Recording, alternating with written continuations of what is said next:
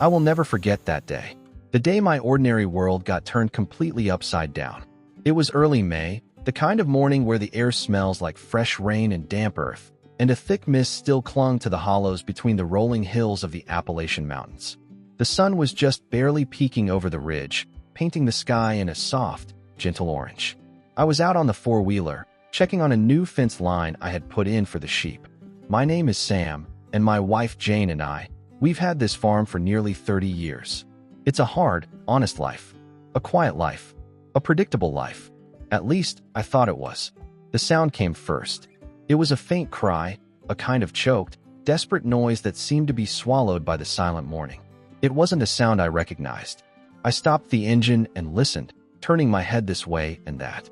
At first I thought it was a bird, maybe a hawk, but the sound repeated, a raw, pained whimper that was full of something other than the simple call of an animal. It was a cry of pure, undiluted agony. It was coming from the old ravine, a deep scar of loose earth and jagged rocks that ran along the back of our property. The soil there had been unstable ever since we got those heavy spring rains. Just last week, a significant section of the ground had given way, a small but treacherous cliff dropping maybe 20 feet down into a tangle of dead trees and shattered shale. I had warned Jane to stay away from it, knowing how dangerous the footing was. My heart sank. My immediate thought was that a cow or a sheep had wandered too close and fallen. That sound, it was the sound of a death sentence. I parked the four-wheeler and scrambled on foot toward the edge of the ravine, my boots slipping on the wet grass. I moved with a forced caution, my stomach a tight knot of dread. I knelt down and peered over the edge. What I saw sent a cold shock straight through me. It wasn't a sheep. It was a lynx. She was a big one, a beautiful, magnificent creature with tufted ears, a short, bobtail, and a coat of mottled brown and gray. But she was in an awful state. She was lying on her side on a bed of sharp rocks, her front left leg bent at a grotesque angle, clearly broken. Her fur was matted with a mixture of mud, dust, and dark, sticky blood. Her breathing was shallow, ragged gasps that seemed to tear at her lungs. When she saw me, her eyes, a piercing amber color that seemed to glow in the dim light of the ravine, flickered with a mix of fear and pain. She tried to raise her head, to show me a flicker of that wild power, but the effort was too great. She let it fall back down with a thud, a sound that seemed to echo her own defeat. I froze. A wild animal. A predator. My first instinct, the one drilled into me since I was a boy growing up on this land, was to leave it be. To let nature take its brutal, unforgiving course. A wild cat this badly wounded, it would probably die anyway. Even if it managed to survive, it was a danger. A potential threat to me, to Jane, to our livestock. It was a wild thing, not meant to be tamed. But then I looked at her again, at the way she was shaking, the deep, raw desperation in her eyes. It wasn't the look of a ferocious beast ready to attack. It was the look of a living thing that was in agony, that had lost all hope and was waiting for the end. I couldn't just leave her there. The image of her lying in that cold pit of a grave haunted me even as I stood there looking at her. Something inside me, something I didn't even know was there, just snapped. I had to help. I had no other choice. I scrambled back to the four-wheeler, my mind already running through the possibilities. I needed something to protect myself and something to carry her. I grabbed a heavy work shirt, a thick one made of flannel that I kept tied to the back of the vehicle. I also grabbed an old, thick blanket. I made my way back to the ravine and started the difficult descent, sliding on the loose shale and digging my fingers into the damp earth to keep from falling. I got to the bottom, and the smell of blood and wet fur was strong in the air. The lynx watched me the whole time, her amber eyes never leaving mine. She let out a low, weak growl, a warning that was more a sound of pure helplessness than it was a threat. I knelt a few feet from her, moving with the slow, deliberate care you would use with a panicked animal. "Hey there," I said, my voice low and soothing. "It's okay. I'm not going to hurt you. I just want to help."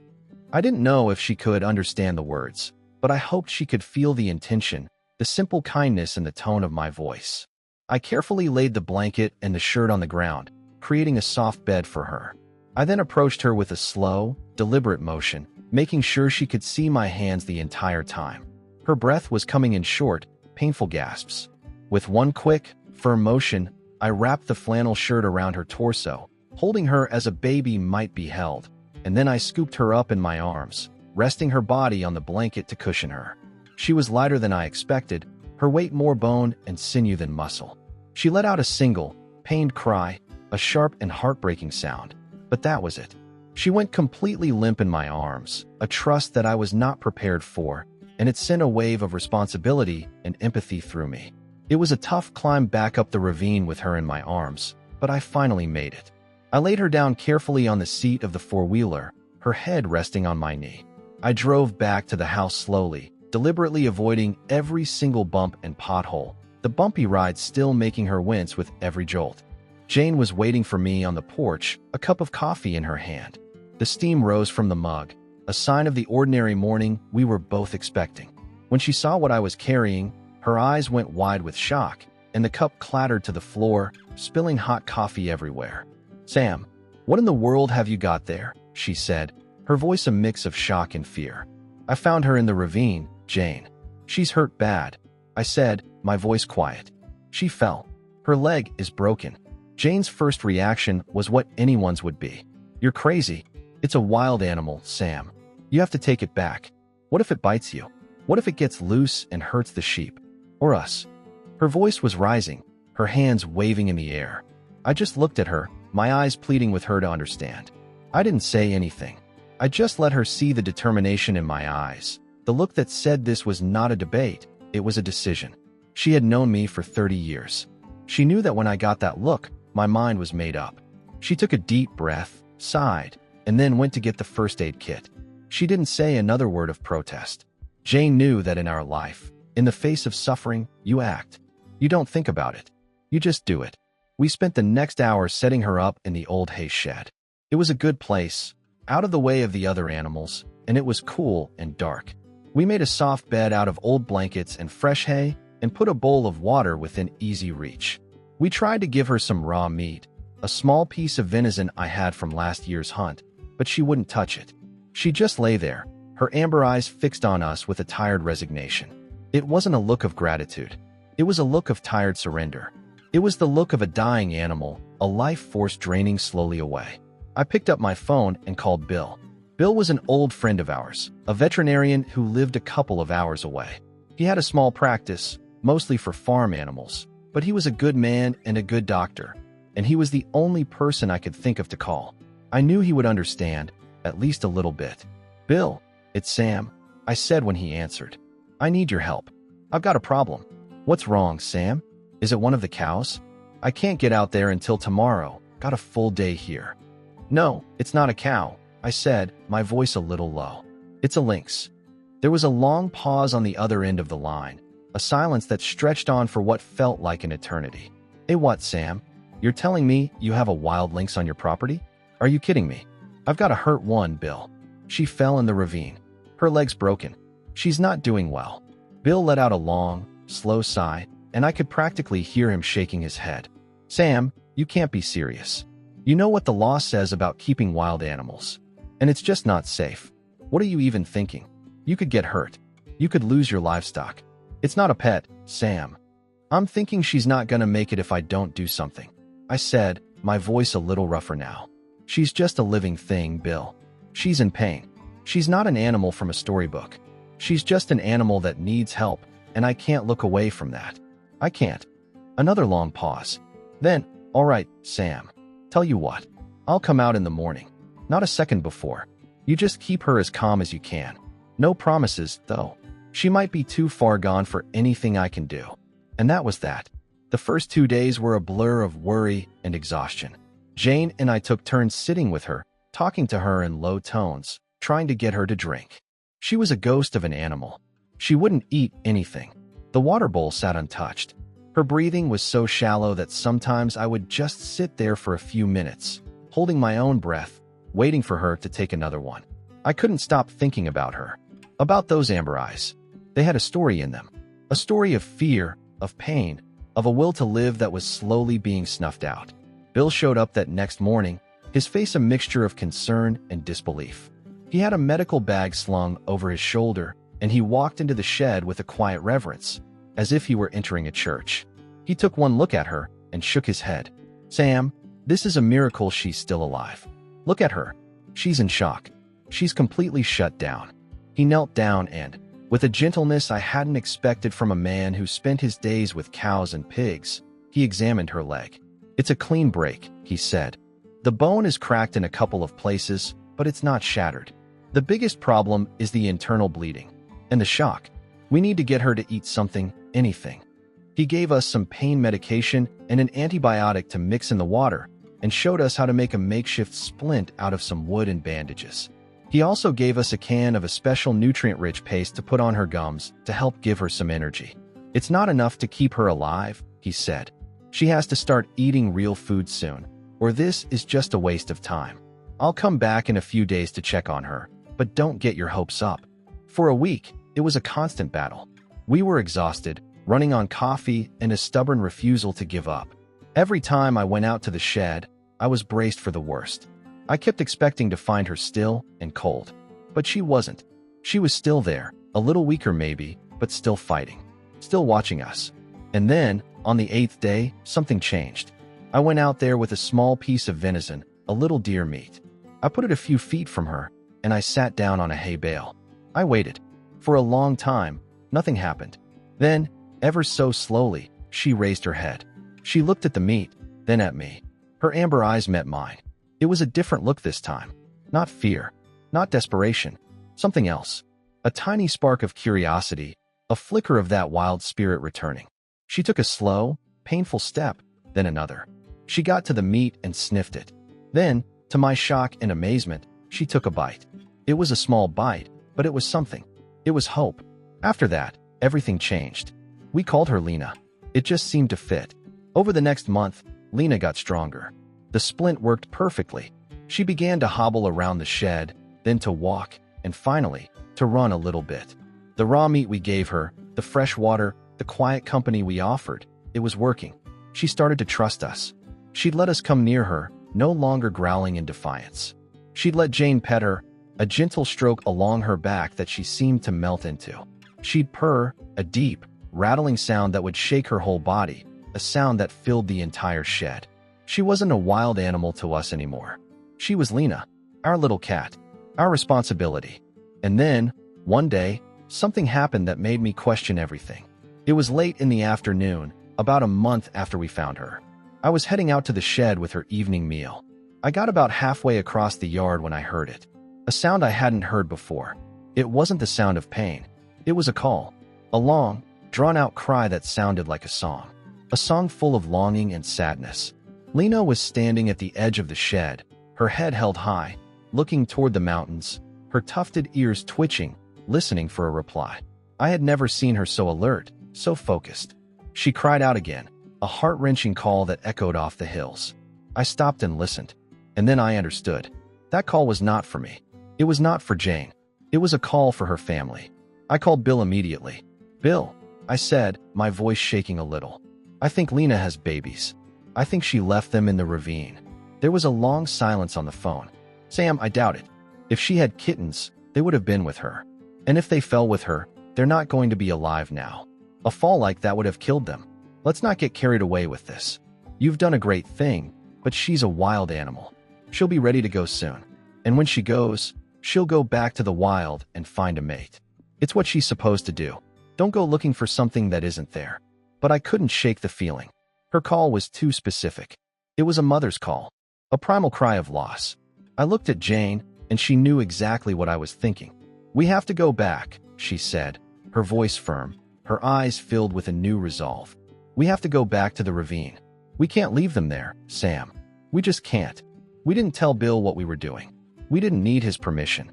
We just knew we had to do it." The next morning, we took 2 backpacks, filled them with blankets and bottles of water, and headed back to the ravine. We spent the entire day searching, climbing over treacherous rocks, pushing through thick brush, calling out into the silence. The sun beat down on our backs, and the hours passed with agonizing slowness. We searched every inch of that ravine. We looked under every bush and behind every rock. The day wore on, and our hopes started to fade. It was getting dark. The air was getting cold. The disappointment in my heart was a heavy weight, and I knew that Bill had been right. It was a fool's errand. "Sam, let's go home," Jane said, her voice tired and defeated, her shoulders slumped. "There's nothing here. We did what we could. Just as we were about to turn back, I noticed something. A small opening I hadn't seen before. It was tucked behind a large boulder, almost completely hidden by an old, twisted tree that had somehow survived the landslide. It was a small opening, so small I could barely fit my shoulders through it. I had to go in. I couldn't just leave without looking. I squeezed my way through the narrow opening, the sharp rocks scraping against my jacket, and then I was inside.